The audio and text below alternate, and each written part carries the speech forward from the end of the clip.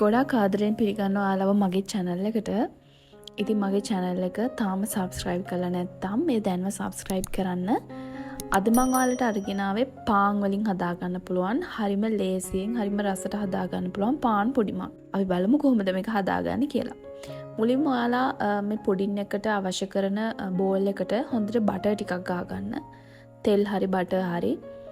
ඉතින් ඔයාලට කැමති bowl එකක් මේකට ගන්න පුළුවන් ඇලුමිනියම් එකක් නැත්නම් වීදුරු bowl එකක්. මම මේ විදියට හොඳට butter ගා ගන්නවා. මොකද එතකොට අපිට මේක ගලව ගන්න ලේසි.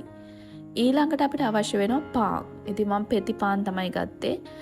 ඉතින් ඔයාලට දවසක් වගේ පරණ පාන් වුණත් මේකට ගන්න පුළුවන්. ඉතින් ගෙදරට සමහර වෙලාවට පාන් ගෙනාවම ඉතුරු වෙන අවස්ථා තියෙනවා. ඉතින් ඒ වගේ වෙලාවටත් අපිට පුළුවන් පාන් පෙති කීපයක් පාවිච්චි කරලා මේ වගේ රසට බ්‍රෙඩ් පුඩින් එකක් හදා ගන්න. ඉතින් මම කරන්නේ දැන් පාන් පෙති 6ක් විතර පොඩියට අතින් මෙහෙම කෑලි කඩලා මේ බෝල් එකට මෙහෙම අතුර ගන්නවා. ඊළඟට මම බෝල් එකක් අරගෙන ඒකට ටිකක් ලොකු බිත්තර දෙකක් මම ගත්තා. ඒ බිත්තර දෙක කඩා ගන්නවා. ඊළඟට අවශ්‍ය ප්‍රමාණයට සීනි එකතු කරනවා. ඉතින් ඔයාලගේ රස අනුව සීනි දාගන්න පුළුවන්. මම මේස හැඳි 4-5ක් වගේ එකතු කරා. ඊළඟට වැනිලා ටිකකුත් අපි එකතු කරනවා. මොකද එතකොට රසයි සුවඳයි.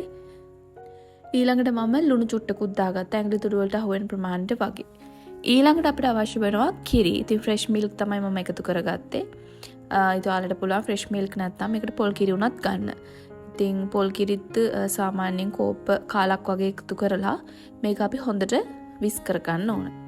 ඊට පස්සේ අපි අර හදාගත්ත පාන් එකට මේක දාගන්න තමයි තියෙන්නේ.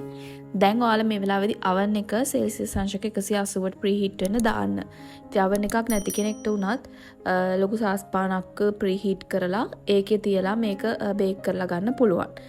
දැන් මම මේ මිශ්‍රණය ටික ටික හැම තැනටම යන විදිහට මේ පාන් එක උඩට දාගන්නවා.